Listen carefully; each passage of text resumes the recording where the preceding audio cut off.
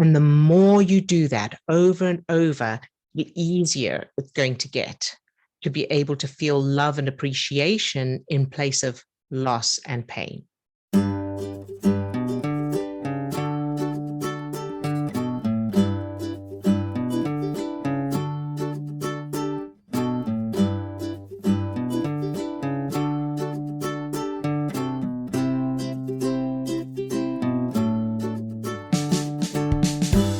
All right. And next up is Camilla. Hi, Camilla. Hi, Hey, how are you today? I'm sad. So I'm okay, but I'm sad. Okay. Basically, my grandma, she is not okay. I think she's Okay. dying actually. Okay. But I'm sorry. yeah, thank you. She was okay like a month ago, and then she had like a huge like decline, Oh, and now she's in the hospital. She was already having problems, but now she's literally like staring at the wall. So she doesn't listen, she can't talk. And it's like, wow, like, and it's really hard because I yeah. realized this week, like, wow, she's like dying. Even if she Mhm. goes home, this is like the end for her. Even if she lasts like more time, she's like, she's literally dying.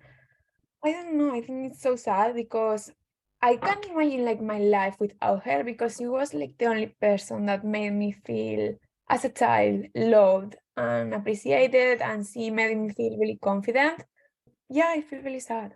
Oh, sweetie, I'm so sorry to hear that. And I know I can imagine how difficult that is. So what we want to end up with, first of all, it is, of course, it is sad. So, and it's normal and human to feel those feelings. We don't want to judge those feelings, or it's not necessary to feel like you shouldn't be feeling them or anything like that.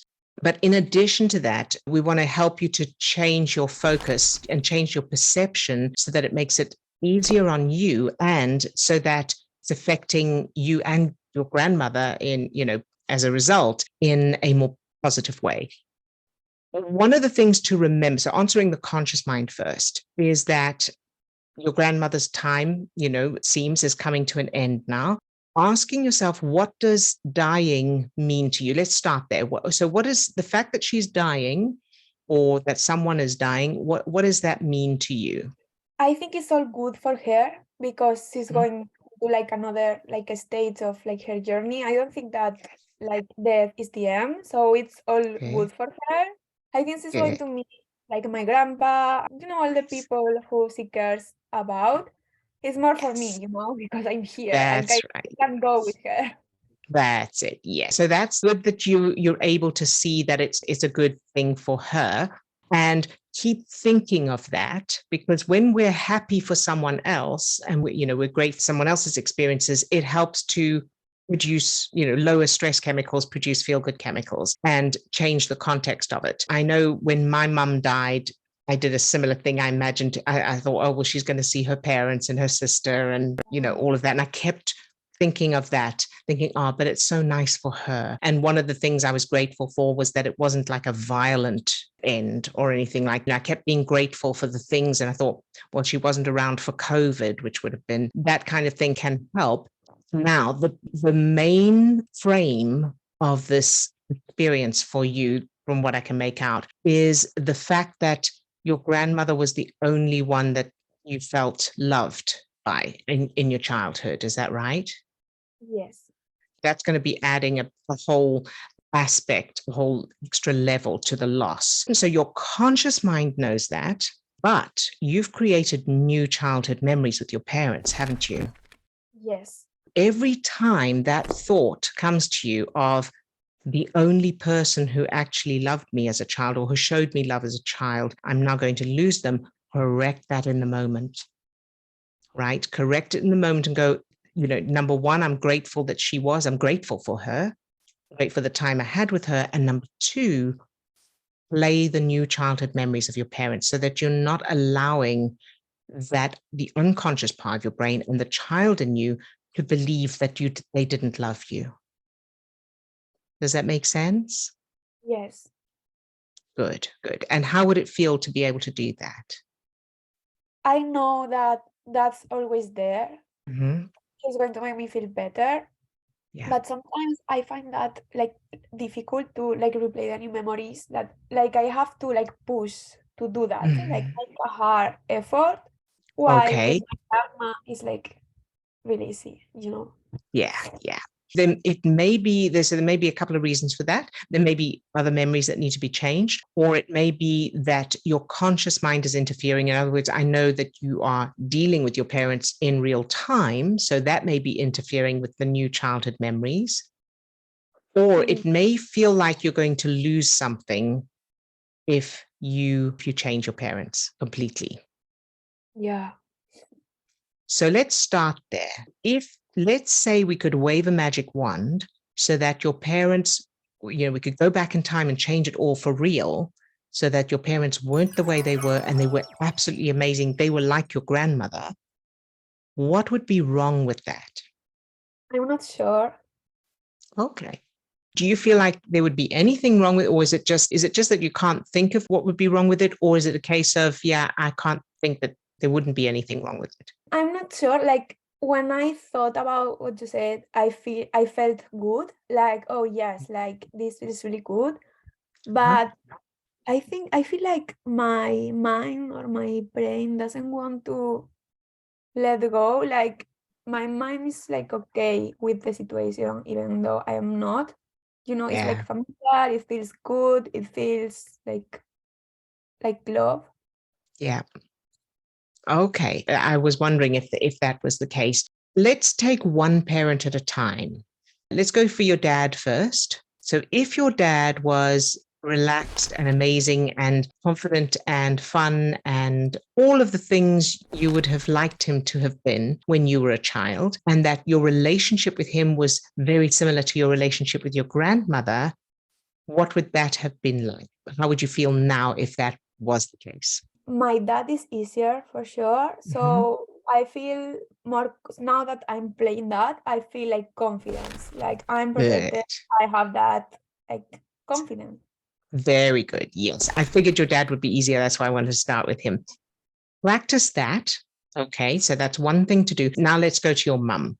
Imagine the same with your mum and see what happens inside you, what thoughts and feelings come up. My mom is harder. I don't know why. I have a lot of new memories of her, but there's always something there. Mm-hmm. Okay. So when you think of your mum, what's the first thing that pops into your mind? Anger. Anger. Yeah. Okay. I'm thinking you may need to do a due justice letter for your mum. Yeah. And I know you may have done one in the past, but sometimes we need to do more than one. Yes. Yeah, I'm really angry at her in Yeah. general.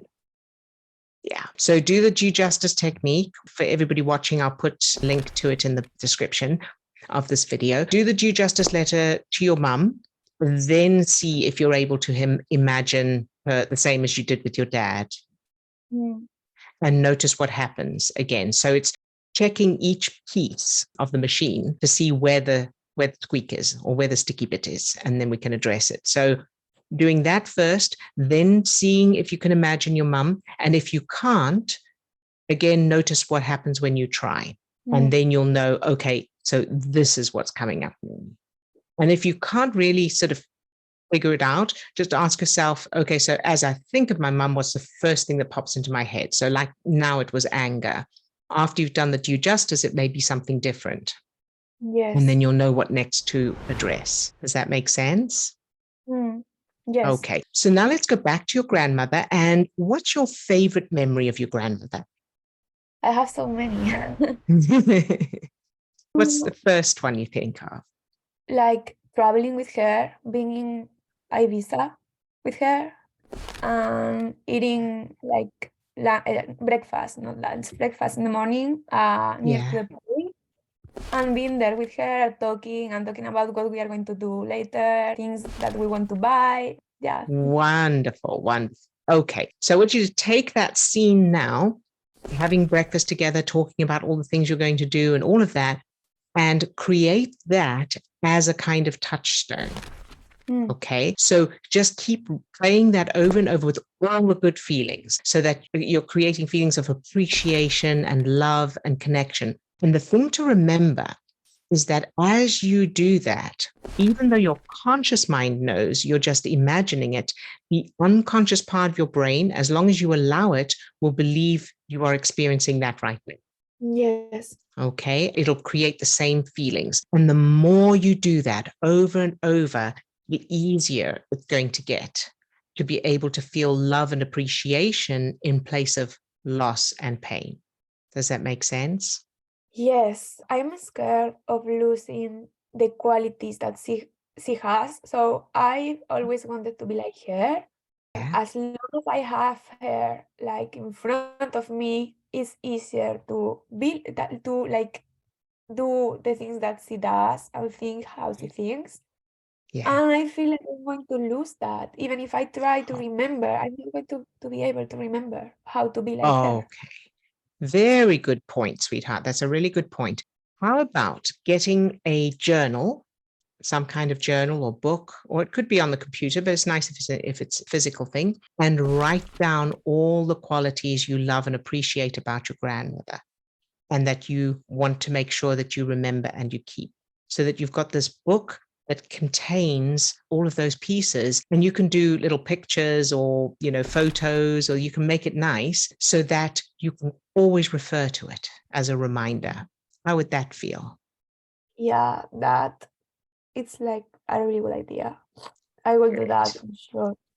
Good. Very good. And it can be a combination of a tribute to her, an expression of your appreciation for her, and a reminder of what she's given to you that you want to make sure that you keep, like those qualities. Yes, that's pretty cool. Sound good? Good. Very good. So what you're aiming for is that whenever and you can do this now, make the most of her still being here as well. Because, when someone is dying, we tend to jump to the end result as if they've already gone, right? And Yeah. that's natural. That's the brain focusing on the danger. So rather than that, treat it as, I'm going to make the most of this time that we do have, whatever that may be. So even if it's just thinking of her with love, and imagine sending love and light to her exactly as she is, and really focus on the love and appreciation to replace the fear or the loss or the grief or the pain. Sound Yes. good? Yes. Very good. So how do you feel now? I feel better as every time I speak with you. Good, good. And also, the other thing I wanted to say is think of the little you, the child inside you, and make sure that you're reassuring that part of you. So whenever Yeah. you think of your grandmother, and that remind that child in you, go, it's okay, and play the wonderful memory of your grandmother with breakfast and all of that. Yeah. Okay. Sound I will. good? Yeah, it All sounds right. good. Thank you so much for helping. You're so very welcome, sweetheart. Well done for reaching out for help. Sending you lots of love. Thank you. You're welcome.